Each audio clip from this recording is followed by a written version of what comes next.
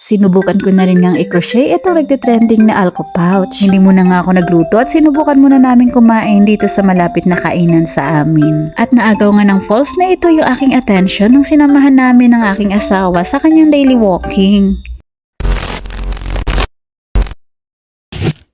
Magandang araw, walking distance nga lang yung kainan na ito sa amin. Dito muna nga kami kakain ngayon dahil nga sobrang lamig ngayon dito sa Metro Baguio, hindi kami nakakabangon agad.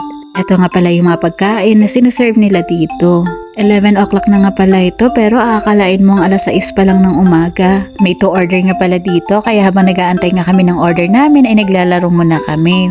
At eto na nga yung mga pagkain na in-order namin. At ang sarap naman talaga yung mga pagkain na sinaserve nila dito. Kinabukasan, 11 o'clock kami ulit lumabas para makapag-walking. So ngayon, ito nga yung time na pinipili namin na makapaglakad-lakad. Paano ba naman kasi sa umaga ay sobrang lamig tapos sa hapon naman ay sobrang foggy. At sa aming paglalakad nga, inaagaw yung aming attention ng falls na ito. At kapag nakakita nga kami ng ganito kagagandang view, titigil talaga kami para i-enjoy ito. Maya-maya nga'y napagod na si Via kaya nagpabuhat muna siya sa kanyang tatay.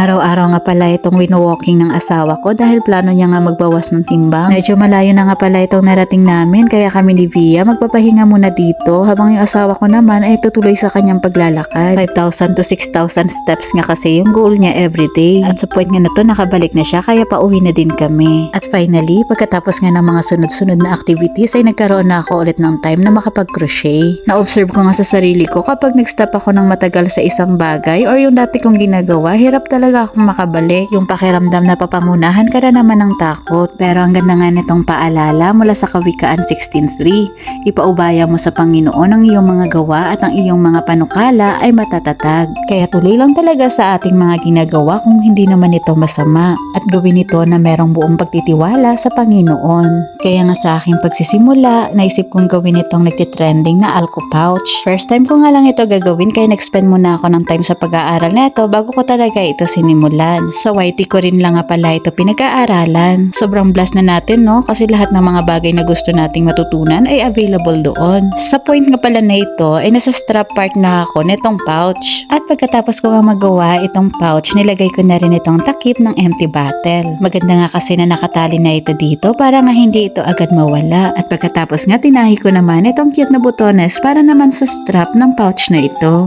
At ito na nga yung kanyang naging outcome. Dahil tapos na kaya nilagay ko na rin itong aking alcohol bottle. At dahil sobrang nagustuhan ko talaga yung naging outcome, akin na lang muna ito at saka na ako gagawa ng pambenta. Sa sobrang tuwa ko, sinabit ko na rin agad yan sa aking bag. Ang kagandahan nga kasi kapag ganito, hindi mo na kailangang hagilapin pa sa loob ng bag kapag kailangan mo na mag-spray ng alcohol. O diba, ang ganda niyang pang souvenir, pang regalo, pang benta o kahit pang personal use lang. Sa Diyos ang pinakamataas na papuri at pasasalamat. Thank you for watching!